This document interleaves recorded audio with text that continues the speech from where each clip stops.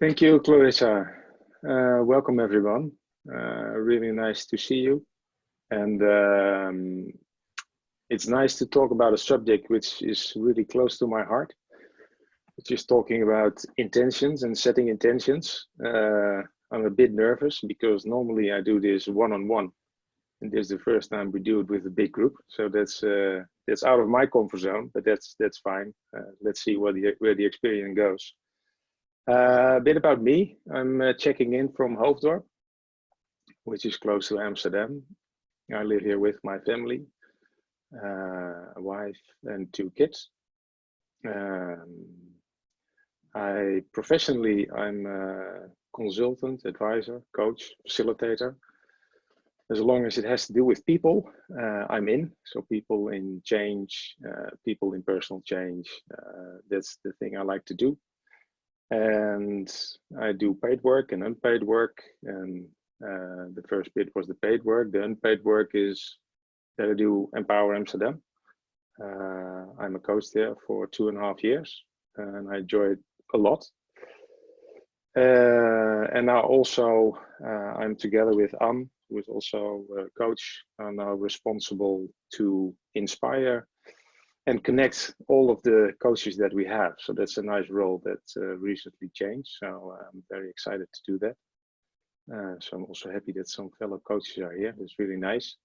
And the other thing is that I love nature. Nature is basically my source, my nurturing part in my life.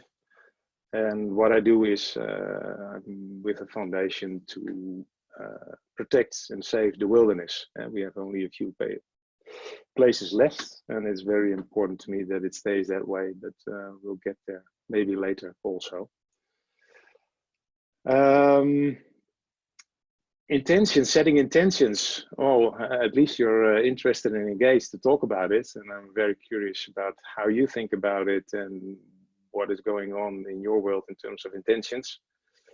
We'll do that a bit at the end, how the session is being set up, but do a little bit of an introduction. And then we go into a little bit of a visualization exercise to do something with it. And then we go into a chat. In that chat, we're going to be in groups of 3 just to share experiences. And then we come back, and then the record button will be switched on again by Clarissa. In terms of, then I'll explain how I see the process of setting intentions, or the process that I like a lot. And then we go into a chat, and you can share also your ideas. And at the end, we like you also to share all your ideas, because that's the beauty of these online sessions, that we can learn from each other and connect and yeah, learn and develop. And then basically we close with an open time to discuss Q&A. So also use the chat box, as Clarissa has explained. If there's anything there, just let us know.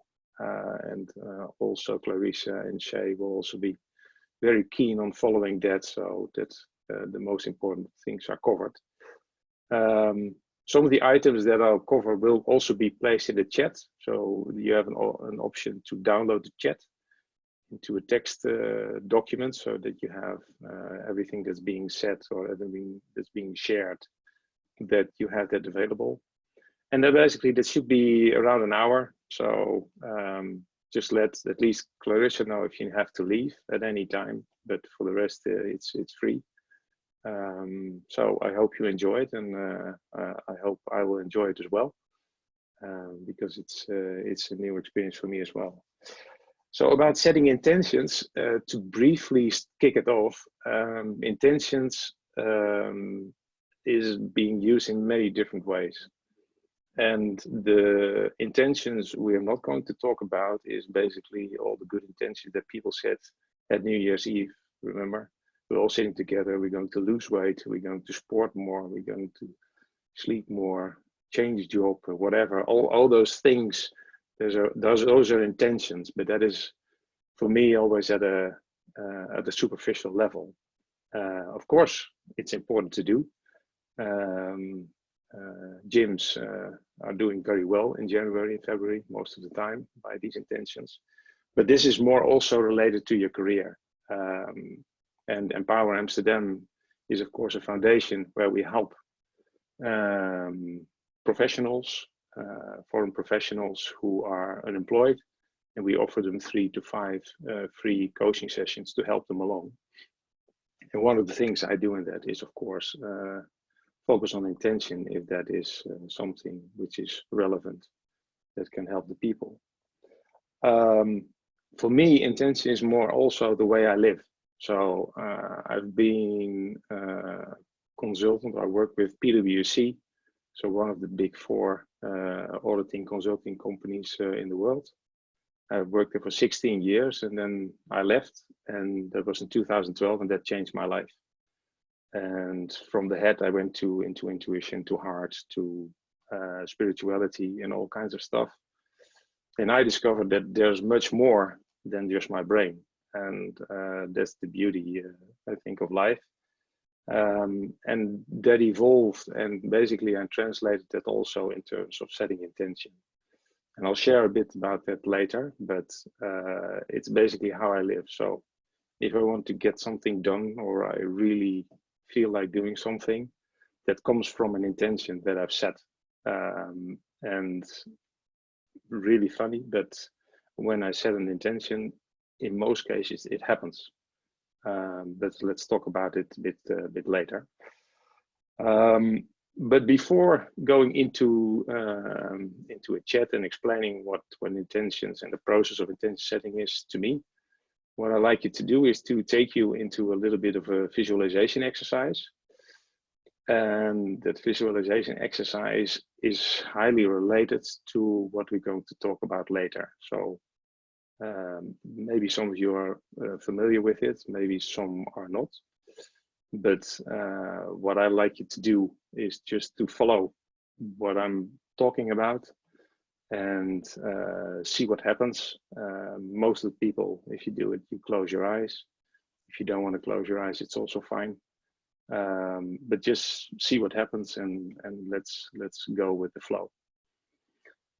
So that's a start. So basically, if there are no urgent questions, or that people like now really like, okay, I'm lost, or I need help, or need a coffee, then I like to go to the exercise. So what I do most of the time is just sit upright and put my feet on the floor, so I'm connected and grounded. I have my hand in front of me. Most of the time I do them on my knees, but now I'm on the desk. And I close my eyes and I just sit. So if you want, close your eyes and just sit, and just first just focus on your breathing. Just inhale just into your body and see what happens. So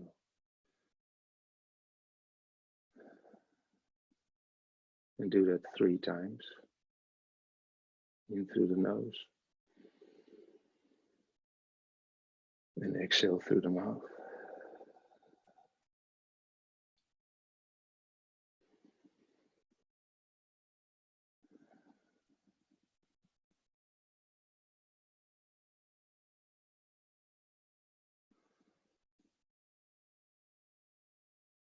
Did you feel that you feel basically your lungs pumping up and emptying? And that's basically the one most important thing to do in life, is breathing. And when you feel your breathing a bit, so you feel it in your body, you can probably also feel your chair. So you sit on a chair, you feel your bottom, feeling the bottom of the chair, and your back is leaning towards the chair. And how is that? Your feet on the floor. Is it warm? Is it cold? Is it tickling? In your hands, how are they doing? Are they warm? Are they cold?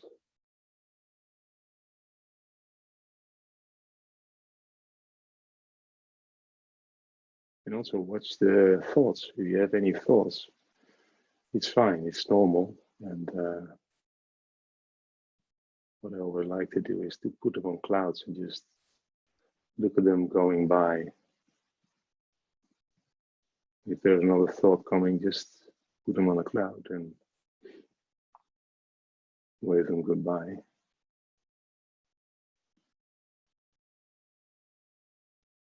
And also listen to your surroundings, just any noise. Do you hear people walking? Do you hear birds? Do you hear your partner, your children?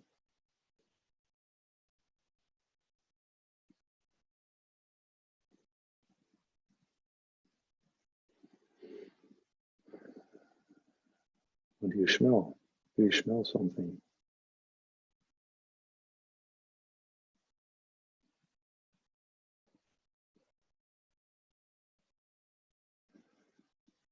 If you sensed a lot, so we've done our breathing, we felt how we're sitting where we are, we listen to what's going on, thoughts are going by. What I like you to do is, with your eyes closed, just look and look ahead, and then imagine that you're standing in a hall and there are two doors. And the left door is an old door. Looks a little bit shabby. It's okay, it's a good door, it works, it functions. And on the right, you have a different door. That door is new and it's really shining. It's a beautiful door. It's a nice color. It shows energy. And so those are the two doors we're looking at. Left door, it's sober.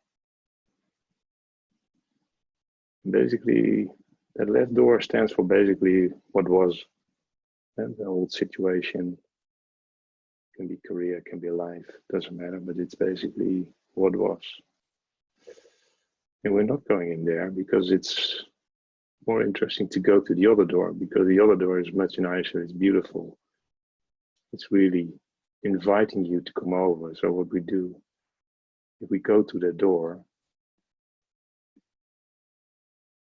and we breathe and we slowly open the door. And we open the door and you go inside. And you look inside and it's basically a new environment. It's basically a new office. It's a new room. It's a new place to work. It's a new place to live. And what does it look like? What do you see? What are the people? What are the people doing? How are they behaving? Is it a nice room for yourself? And what does it have? What does the interior look like? If it's bigger, you enter the room. What are people doing? What is the atmosphere? What is the energy? Is everybody slow, or is everybody running fast? What is happening? Just take a moment and see the best place you like to be, and what do you hear? What do you see? How do you feel? What is it? Just take a few seconds to look around and just imagine everything possible that you would like to see in that room.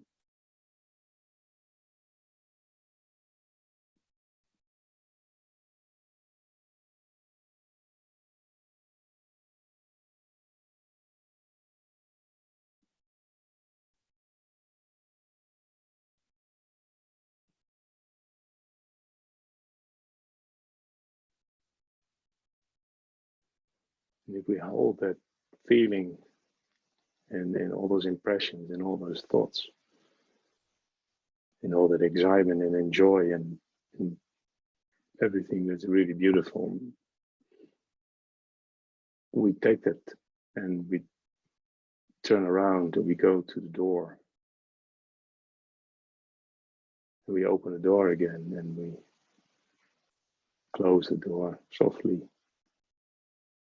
We just stand still and just thought, what I just experienced, what have I seen? What was it? And in that process, I'd like you to slowly come out of what we've done, what we've seen, and slowly open your eyes and coming back to where we are, where we sit, what we see.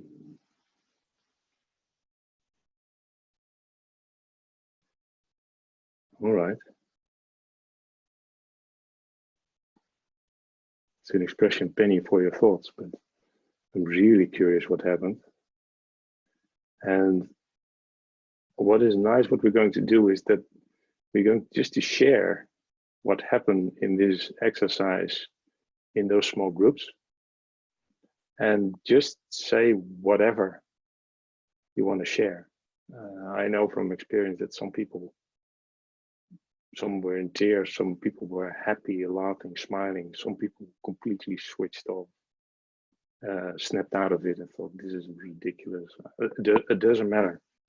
As long as you've been there and you're together and just share what happened. So what we like to do is to split you into 3 groups of 3, and we give you 12 minutes. I see, Clarissa, on your face that you want to share that as well. You wanted to explain what we're going to do. Thank you, Clarissa. Well, that's a sad thing. Normally I'm in these sessions and I'm participating in all the groups, so I'm very anxious to hear all that happened, but I hope you had a great share, and I hope it probably was different for everybody. But the whole purpose of the exercise was, and that is what I'm going to be talking about right now. And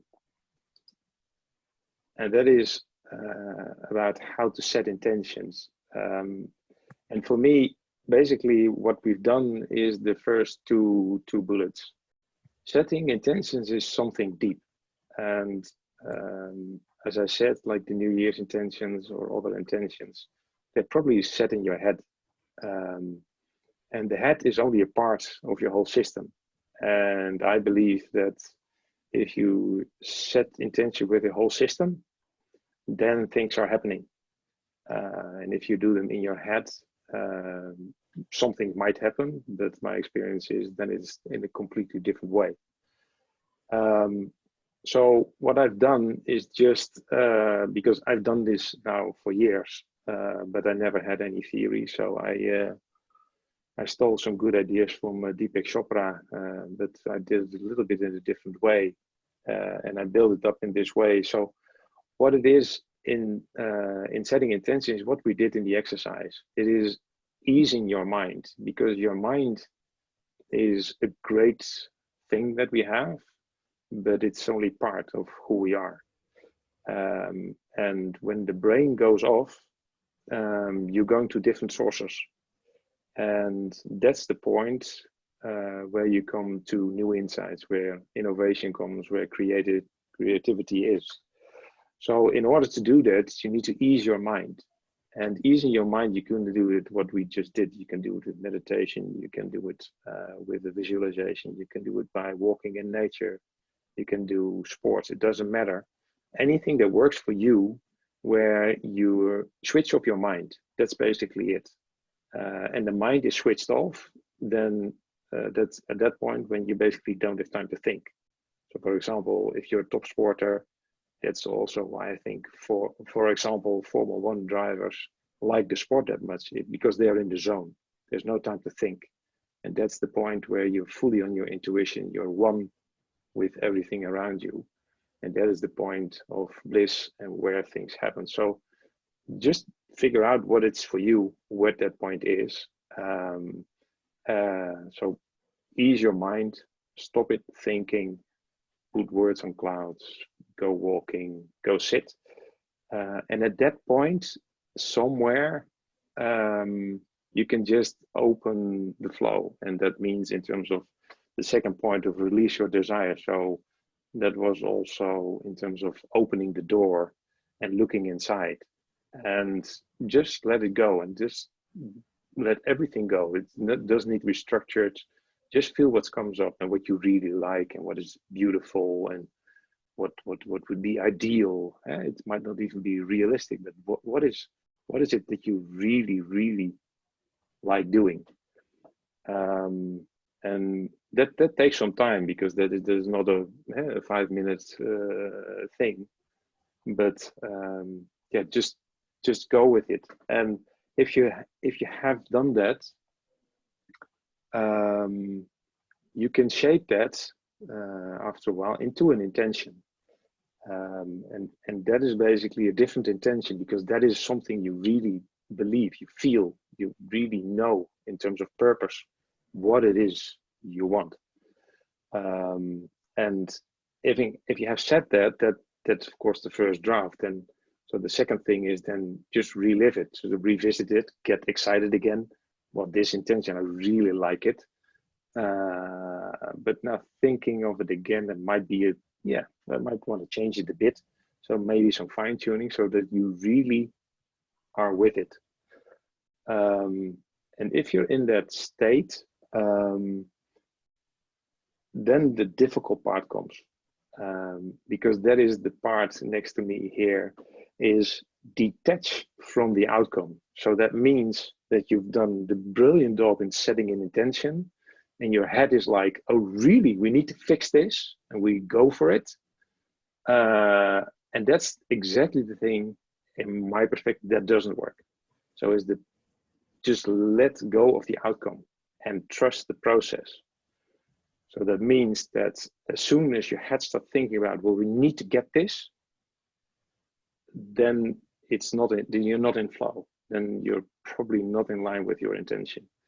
And it might also be something different. What I experienced lately a lot is that, for example, I was asking people to join me on trail to go to South Africa and to be in the wilderness and so on. And I was really eager. So I know I need to trust the process. I know I need to set intention. I know all of it, but I also have a brain and it takes over and says, why doesn't this person call me back? Why doesn't it happen? They need to come back to me and they don't call me. Don't they like me? Don't they like the trail? And all those things.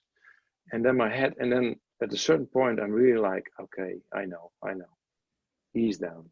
And I just completely say, okay, fine, I'll let it go.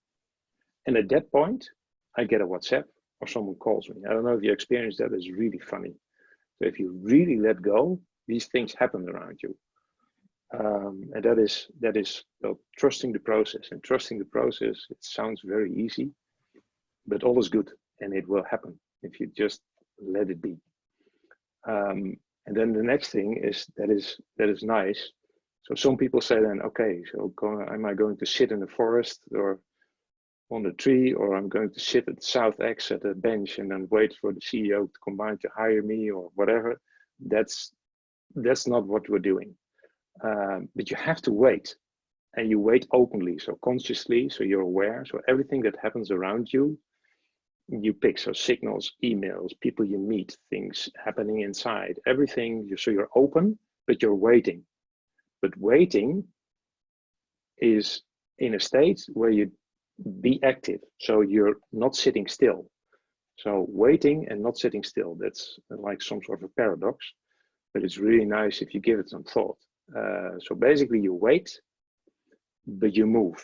So you go and you can apply, you can network, you can talk to people, but basically you sit with your intention and you hold that. So it's basically you focus on your inner world and then see what happens around you, instead of what of the time happen with people is they focus on everything around them and try to hold on to things around them. So basically this is the other way around. So within, trust, the intention is really something you like, it's really you want to realize it, and that is where we want to go. So that is basically a summary of how I live this. So maybe to close it with an example, what is nice, how I experience this. By nature, I'm an introvert. So if people talk to me and ask me things, and I need time to process because I need silence to work that out. And I was about to walk with a friend of mine, and he's an extreme extrovert. So he's like high energy all over the place. And of course, he was out of the job. I was out of the job. So I know what he's going to ask me, and he will ask me for sure, Andries, what do you want to do? What do you want to do? And I thought, well, let's anticipate on it. So basically I sat and I went through this whole process. And basically what happened to me, so just to share what my intention was at the time, and I still live with it, is that I envisioned like a circle. And what I like working is working at the edge of the financial economic system. That is what I like. I have a love-hate relationship with money. So voluntary work, like Empower Amsterdam, like Detach, like the football club, everything that's voluntary, I really like. It's not with money, it's just hard, just go. Or, so this is the outer circle, or in the middle of the circle, so at the South X, in the highest tower that there, in an ugly office, but then focus only on the people. So it doesn't matter what department they're in, what they're doing, I don't care. I just want to be with the people, to connect to the person, to connect them to themselves, to connect them to others, to work in a better place. So it was like the circle, air in the middle, so extremely in the middle of our economic financial system, but then focusing on people. And it was crystal clear for me. And I felt it, I lived it, and I explained it to him, and he said, oh, that's clear, I like it. And really, that was on Friday, and on Tuesday, I got a call. I said, I have a question on this. Can you help us out? And it's a large multinational. Can you help us out? Because we're stuck. I says, but you know, I hate IT. I'm not technical. I don't want to. No, he said, it's fine. You just have to focus on the people. You just need to focus on team alignment. And I was like, okay, that's what I like. And that resulted in an assignment for 2.5 years. So there's an example of how that works for me, and I have more examples on how that works. So that's what I like, and I wanted to share that with you. But that is one way of doing it. So what we like to do now is to break out into chats. So if you have questions and answers, we can do it after the next chat, and you can also use the chat room if you want. And in terms of timing, I think we close at 2:45. That's what we estimate. So if there's anything you need to step out, or it doesn't matter, but if you need to step out, just let Clarissa briefly know. But the next thing is, what is, and Clarissa, she's fast, man. What is your experience in setting intention? So it can be either this, it can be something else, but just go into groups of 3 and just think about what you've done in terms of intentions, and share at least one example in terms of what worked or what didn't work, and maybe you can share or add on. It doesn't matter, so anything goes. Yeah, all clear? All thumbs up? I can't see all the thumbs up, I can see thumbs up. Well, that's also good. Thank you, Dragos. Here all the thumbs go. Oh, that's cool. Now I can see everybody. Oh, really? That's nice. All right, well then step out if there's anything. Yeah, like driving our destination. So if I have coaches, I also, of course, if people ask, then I say, yeah, well, it's nice if we talk about intention, but if there needs to be money on the table, just also do it. But then make a clear split for yourself, that you on one hand work on yourself, because I truly, truly, truly believe if your inner purpose and intention is not sorted, it's much more difficult to find a job that you really like. So that path you step on, and on the other hand, you just continue in the process that you need to find a job. So every opportunity, open position that is close to what you like doing, just go for it. Does that work? Is that going for like a zillion applications, and they go on LinkedIn and every opportunity there is, and they go to Indeed, and they go everything where is there. If they have an opportunity, they go for it. And what I see, what I get back from most of the coaches is that it demotivates them, because either they're rejected, but that's in the lucky cases, but in most cases they don't even get a response. So basically you're putting your energy into an empty hole. And you can do it, because if you need the money, of course it's something you can do, but then go in two ways. But for me, it's just, yeah, I would never advise to shoot with hail, as we call it in Dutch, at the job market and go for it. And the second bit is, and I used it in many different ways, but for this one, it's definitely important, is slow down in order to speed up. And that is very difficult, because we live in a fast moving society, and everything has to be done yesterday, and we need to have the perfect job, and we need money and bills coming in. Everything is so fast, but it feels contradictory to slow down, because if you feel guilty and you feel like, yeah, but then now nothing's happening. But really slowing down, for me, is the only way to really speed up in the direction where you wanna go. And then the last thing is to be your intention, and build from that. So if you think about your intention, probably, as I now think about, I'm also getting excited and happy. So if you have that in you, you can see it. And probably the way I express it also to you, you can see my enthusiasm in the way I love living in this way. So if you stick to that, then things happen. I just believe that energy is out there in the cosmos. It doesn't matter, but people will see it. Sometimes not even physically. Some people you haven't talked to in months, or something pops up in your email, or I don't know, something happens because you're there. And that is basically, so if you're with that intention, that is both beautiful to live in, but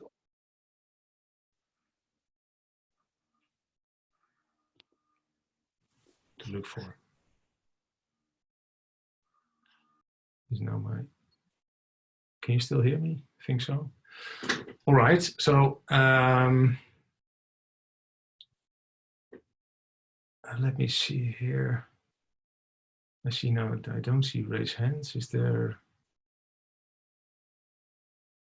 Oh, my AirPods are out of power. I should call Detach to defend it. Still not. Yeah, I don't know what happened. It's going out a little bit now. Am I back now? Okay, there we go. Yeah, because I think the sound with the AirPods in is better. But now I'm out of power. Okay, that's right. And we're at the hour, just to let you know. So, yeah. but there's one question in the chat that just came up. Which